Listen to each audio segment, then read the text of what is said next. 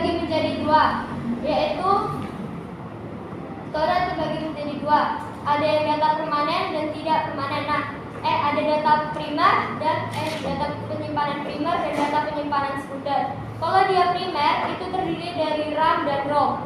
RAM ini merupakan salah satu jenis contoh penyimpanan yang masih dapat diubah dan tidak akan dapat bertahan, tidak akan permanen. Sedangkan ROM merupakan alat penyimpanan yang sudah pasti akan permanen. Nah, kalau data sekunder adalah yang seperti ROM ini, yaitu data permanen, dan semua jenis-jenis apa ini merupakan data permanen untuk menyimpan data.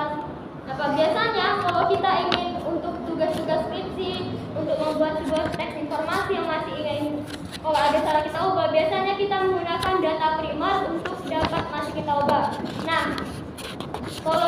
kalau kamu ingin menyimpan data yang memang sudah kuat dan ingin langsung dipermanenkan, kita dapat menggunakan yaitu data sekunder. Nah, yang ketiga ada processing. Processing merupakan salah satu tugas komputer yang dimana setelah dari storage, processing akan mengambil dari storage itu sendiri agar dapat diproses.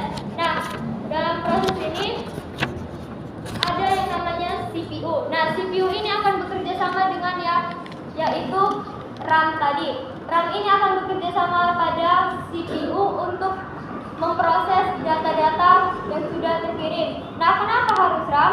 Karena kalau misalnya data permanen itu akan diproses cukup lama. Jadi butuh bantuan dari RAM ini. Nah, yang lain itu ada yang ketiga, yang paling terakhir adalah output data keluar.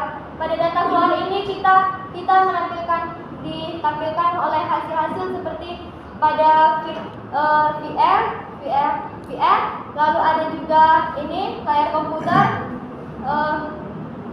pengeras suara, dan yang lain-lain. Nah, mungkin ada beberapa yang bingung. Jadi kalau misalnya layar sentuh, touchscreen, nah itu kan bisa menjadi input dan bisa menjadi output data keluar. Nah, kalau misalnya dia touchscreen, dia itu bisa mengambil dua-duanya, yaitu pertama dia bisa mengirimkan tugas, dan yang kedua dia bisa menghasilkan data keluar. Data keluarnya itu seperti apa? Seperti yang menghasilkan suara dari tempat pengeluaran radio dan mengeluarkan gambar-gambar yang telah dikirim oleh orang lain.